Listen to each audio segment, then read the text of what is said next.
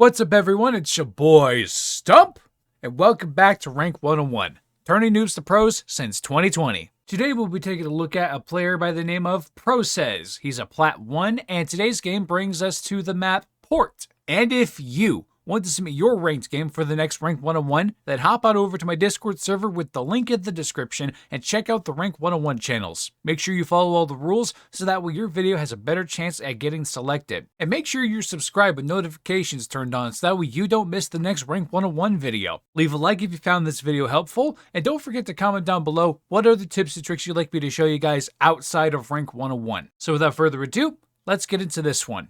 So Procez has two questions, which both kind of relate to the same thing. So their questions are, how can I improve my map awareness under high pressure fights? Or how can we make a clutch seem more possible? And we'll go ahead and take a look at this round, and only this round, because, well, as you can see by the playhead, it's corrupted. But I really like how you play the lurk here in the back. Make sure no one tries to come behind and flank. Good job there. You do get tagged a little bit, but you're fine. All right, now you know where the last player is. He is right in there, and you try to do a wall bang, but you miss. I also noticed that your minimap radius is kind of small. We'll touch on that in a hot minute. But let's see how you do here. You know where he is. Crosshair placement's not the best. That's not wall bangable, and you re-peek the same angle twice. Okay. Cool. So before we can answer the second question, which is how can we make a clutch seem more possible, we need to answer the first question, how to improve your map awareness in high pressure fights. And to do that, we need to go into the game real quick.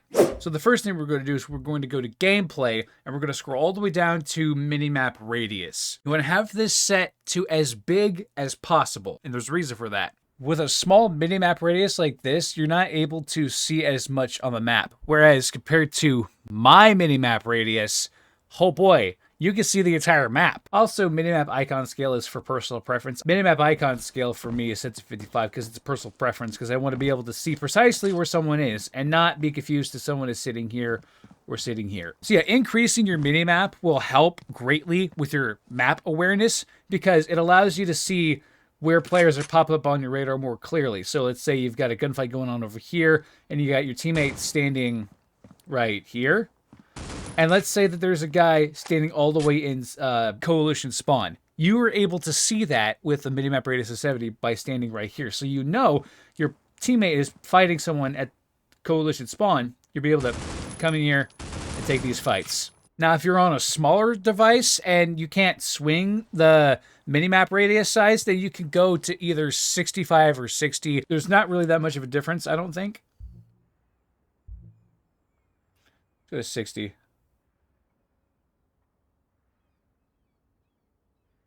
Yeah, it's not too big of a difference. So yeah, 60 would work as well. However, having your minimap set to the correct radius isn't the only thing you need for map awareness. You also need map knowledge. And what that boils down to is positioning and timing. And now is the part of the video where I like to get into critical ops theory. For every single map that the Coalition plays on, they have certain positions they need to play in order to play effectively. And for Port, which is the example, so the positions the Coalition need to play is have one player on B long, one player playing mid, two players playing A site, whether that's for A long or for window, and one player playing A long. And if the Coalition does not play to these positions, then it leaves that part of the map open. And it also gives you information on where the Coalition is playing. So if we go back into your game here that you sent in, as you can see, your entire team pushes mid-road, but there's nobody challenging that in mid for warehouse entrance that the Coalition push from. So if you know the positions the Coalition need to play, or that they should be playing,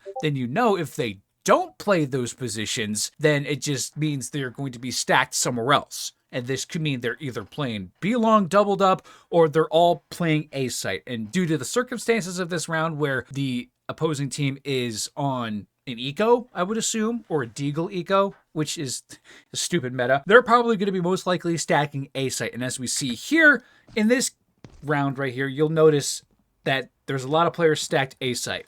So there's nobody mid. There's one player here. There's at least 3 players playing on A-site and 2 playing Coalition spawn. Or they all just stack A-site here. Yeah, there's 1, 2, 3. If your minimap was a little bit bigger in radius, I would have been able to see that.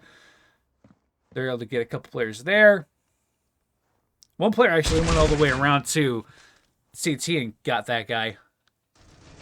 And then, what in the world happened here? Anyways, so now we know about positioning. Let's move on to timings. And timings is not just how fast the coalition can get from their spawn to warehouse entrance here. It's also about how fast someone could get to point A to point B. Like, let's say, how long will it take them to get from here to middle road? That's basically the timings. And that just comes with experience, but understanding the timings will give you a better understanding on how you can use utility around the map. Like at a certain point, you know how far you need to get out of spawn to throw a flash to be able to flash the entire coalition or the one player in coalition that ends up pushing mid. And then there's one more thing about map knowledge that you need to know that I didn't mention earlier, and that is the different areas that you need to be fighting for. Now, I've talked about it before, and if you've watched my How to Play as the Coalition and How to Play as the Breach videos, then you'll know that there are 3 key areas that each team needs to be fighting for.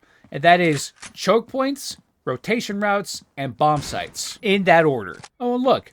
Not only is this a choke point, but it's also the primary rotation route between A site and B site. So this area right here is going to be a hot spot for utility usage and for a lot of your kills. And knowing the timings of the choke points can allow you to throw utility around that. So having a better understanding of the positions, the timings, and the areas you need to be fighting for, this can help increase your overall map awareness for every single map, not just port. And this stuff isn't just stuff that you just leave at the back of your head. No, this is all information that you need to have at the ready. Having good map knowledge will allow you to increase your ability to clutch more effectively. And speaking of clutching more effectively, here are some more tips that can help you clutch better. First off, never play the same angle twice, because that's what you did here. You were playing this angle, you were making all sorts of noise, and the opponent swung you knowing you were still there. So when you saw him, you should have made yourself scarce from that angle and find a different position. He would probably still play that angle thinking you were still going to swing it, and then when he tries to swing again, you swing out and you get him at a different angle that he's not prepared for. The second thing you need to do, never, ever, ever, ever, ever, ever, ever, ever, ever run with your knife out. Don't even run. Just walk and play for sound. I should also mention this late in the video that sound also helps with your map awareness because it also allows you to hear the gunfights that you cannot see. Unless I already said that, then I'll probably edit this part out. But walking like this will allow you to confuse the enemy by not only messing with their timings, but also make it so they can't hear you or know exactly where you are. And while, yes, walking around corners like this can get you killed in some circumstances, if you know that a player is there, and this is exactly what I showed you in how to get more kills critical loss. If you're walking, you can quick peek this as fast as you can before they have time to react. Another tip for clutching up in a 1vx is never stay in the same position for too long, because if you get a kill and you stay in that position, the other players are going to know where you're at. It's different for each team because as the breach, you have to be playing more aggressively because you are playing on offense. And the coalition, if they know where you are, they don't have to come get you. But they can camp the bomb if the bomb is down, which in your case it was. So if you get a kill, then you need to change positions very quickly. You need to be able to stay on the move and stay unpredictable, so you can make your way onto the site and plant the bomb. However, as the coalition, if you have the bomb down, then you need to always be playing towards the bomb.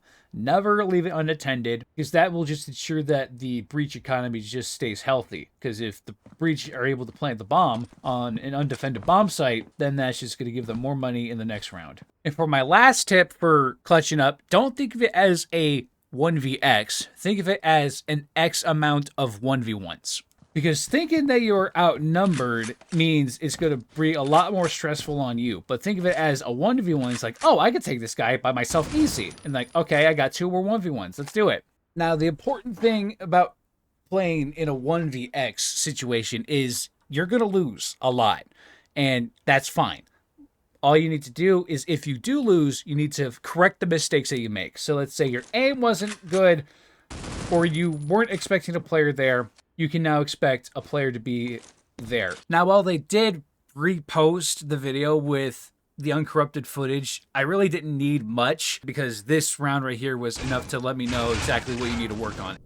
And one more thing before I go about clutching, you don't have to clutch in every situation. Sometimes it's better for you to just save a weapon for the next round instead of going guns a-blazing into a 1vx situation. Because you may not be performing as well as you should be, and you could be going up against the top 3 fraggers of the enemy team. It's just not a very smart play to just go in and try and 1v3 that, but instead you should save the weapon that you have. So yeah, clutching is a situational thing to do, and it all boils down to how confident you feel in your ability to take on 3 1v1s, or however many 1v1s you need to win the round. But other than that, that's the end of this video. Thank you guys so much for watching. Hope you'll learn something today. And if you made it this far, please leave a like on the video, as this helps out the channel a ton. And don't forget to subscribe with notifications turned on so you don't miss the next upload. And don't forget to check out my Discord server with the link in the description, and check out my Rank 101 channels to participate in the next Rank 101. Again, thank you so much for watching, and as always,